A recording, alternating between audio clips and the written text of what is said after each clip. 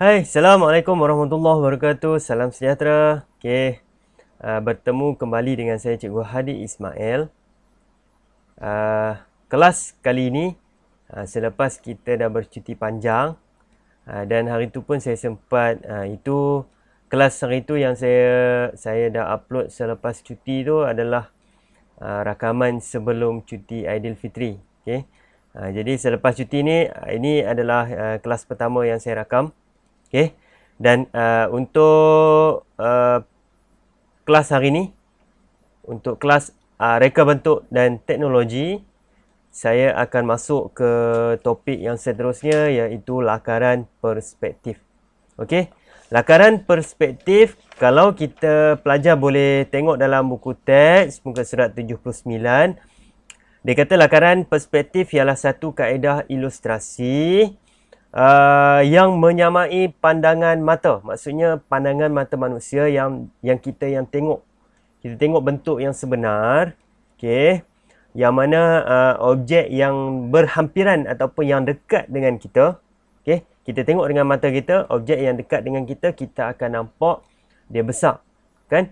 Dia besar. Dan objek yang jauh daripada kita, objek tu dia seakan-akan nampak semakin mengecil. Itu kita sebut sebagai perspektif. Jadi bagi lakaran perspektif, dia akan menghasilkan imej dalam bentuk 3 dimensi ataupun 3D, yang mana menampakkan bentuk yang lebih realistik. Selalunya kalau lakaran ataupun lukisan-lukisan ni, dia lebih kepada macam bangunan. Contoh bagi architecture kan, untuk pembinaan rumah dan sebagainya, kita akan nampak lakaran perspektif ni dia ditunjukkan untuk memudahkan kita, pandangan mata kita tengok. Dan lakaran perspektif yang pelajar perlu tahu dalam buku teks ni dikategorikan kepada 3 jenis.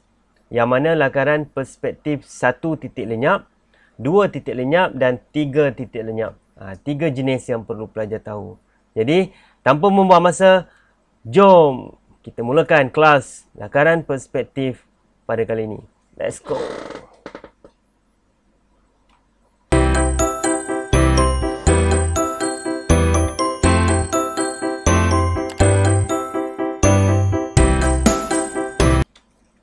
Okey, baik. Jadi kelas macam biasa, jangan lupa pelajar, saya nak tolong sediakan pensil, sama ada 2 grade yang berbeza, dan juga 1 kertas ataupun buku lah, buku nota. Pelajar boleh gunakan buku nota. Bab 4 lakaran perspektif. Masih lagi dalam bab 4, iaitu lakaran oblik. Okey. Cikgu nak guna 1 pensil dia boleh? Tak ada masalah sebenarnya. Boleh guna pensil 2B. Ini contoh kan. Ini adalah contoh pensil 2B. Nak gunakan 1 pensil ni untuk melakar garisan objek dan garisan binaan. Boleh sebenarnya. Cuma kurang sesuai.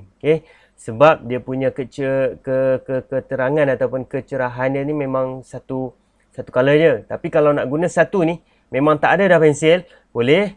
Masa nak buat garisan binaan, jangan tonjolkan dia punya warna dia terlalu gelap. Bila sampai garisan objek, kita boleh gelapkan dia. Alright. Cikgu, adakah perlu pakai sarung tangan? Oh, ada orang tanya, ada pelajar tanya saya, cikgu pakai sarung tangan? Kami kena pakai sarung tangan ke? Sebenarnya saya gunakan untuk rakaman ni, saya gunakan stylus pen. Stylus pen dan juga saya punya tablet Surface. Alright, tablet. Jadi tablet ni skrin dia terlalu sensitif. Kalau saya tak gunakan, tak pakai sarung tangan ni, bila saya melakar, dia akan detect saya punya sentuhan daripada tapak-tapak tangan ni. Jadi dia akan mengganggu. Jadi salah satu caranya saya pakai ni untuk kita nak elakkan benda tu lah. Alright, jom teruskan. Lakaran perspektif. Langkah yang pertama. Bina garis bumi.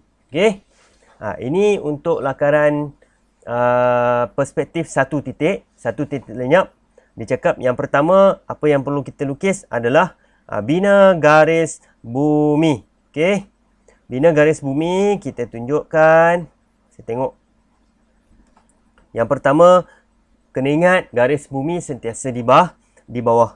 Okey, bina garis bumi. GB. Tandakan dia sebagai GB. Okey. Alright. Seterusnya. Langkah yang kedua. Bina garis ufuk GU dan tentukan titik lenyap. Okey. Kita ulang balik. Yang pertama tadi kita dah lukis GB. Ni bukan guru besar Okey. Yang kedua kita bina garis GU, garis ufuk, dan kita tandakan titik lenyap di bahagian atas, di bahagian garis GU. Di sebelah kanan kita letak tanda dia sebagai TL, titik lenyap. Okey. Alright, seterusnya. Langkah 3, bina pandangan hadapan dan tandakan perpenjuru dengan huruf A, B, C, D di atas garis bumi. Baik.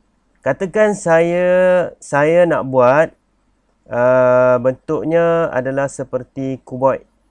Okey, bentuknya macam ni. Okey. Kita nak tunjukkan dalam bentuk lakaran perspektif, apa perlu kita buat? Okey. Yang pertama, ulang balik langkah yang pertama, garis bumi. Yang kedua, garis ufuk. Yang ketiga, titik lenyap. Dan yang keempat, dia minta kita hasilkan. Ini pandangan hadapan. Jadi bentuknya adalah segi 4 tepat kita buat. Dan kita labelkan dia. A, B, C, D. Okey? Baik. Okey, teruskan belajar. Okey, seterusnya. Langkah yang keempat. Unjurkan setiap penjuru pandangan hadapan dengan garisan perspektif ke titik lenyap itu. Okey. Langkah seterusnya ni adalah dia suruh kita unjurkan. Okey, buat unjuran. Jadi perlu kita buat garis bumi, garis ufuk, titik lenyap, bentuk objek pandangan hadapan. Kemudian dia suruh kita unjurkan. Kita nak unjurkan setiap penjuru ni, A, B, C dan juga D ke titik lenyap. Okey. Jadi kita hanya unjurkan. Unjurkan ke titik lenyap. Kita guna color yang berbeza lah. Okey.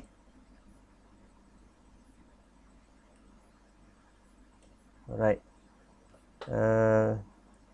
Apa nampak? Okey.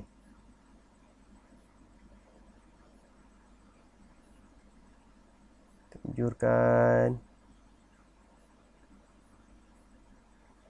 Dan di bahagian C ni, garis unjuran dia adalah dalam bentuk garis dan tersembunyi. Okey. Ini unjuran yang kita akan dapat. Baik, langkah yang kelima. Tentukan ukuran lebar objek dan tandakan dengan titik E bermula dari titik A. Okey. Jadi tak perlu buat lagi. Kita ulang balik semula langkah yang kita dah buat tadi, awal tadi. Okey, ini garis bumi, garis ufuk, titik lenyap, pandangan hadapan. Okey. Seterusnya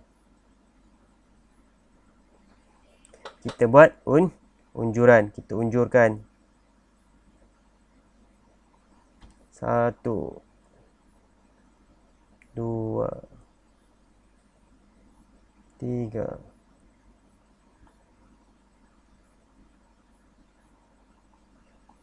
Okey. Tandakan. Anggarkan dia punya panjang lebar objek tu. Okey, lebar objek katakan kat sini. Okey. Saya tandakan kat sini. ini sebagai, dia kata titik E.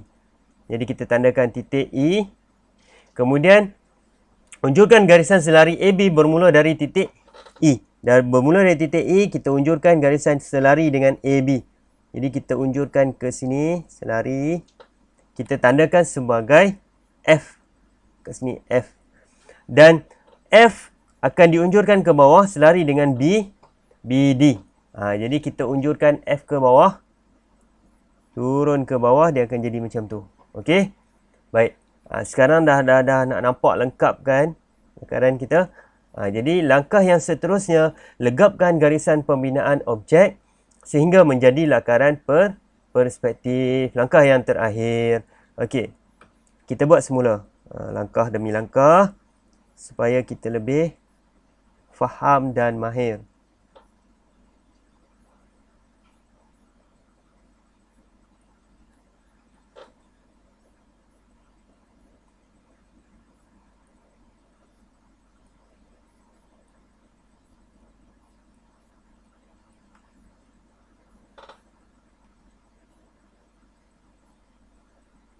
Unjurkan.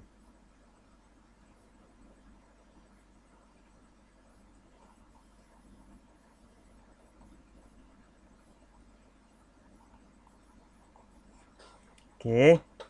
Dan tadi kita dah tandakan dia. Lebar objek kat sini. E. Kemudian selari dengan AB. F. Selari dengan BD. G. Okey. Sekarang kita nak legapkan dia. Kita legapkan, kita gunakan yang besar sikit. Okey. A dia akan bertemu dengan B. BD. A ke C. C ke D. A. E. E. F. F. G. Okey. B akan bertemu dengan F. D bertemu dengan G. Baik. Siap? Belum? Ada garisan tersembunyi di bahagian belakang sini. Okey.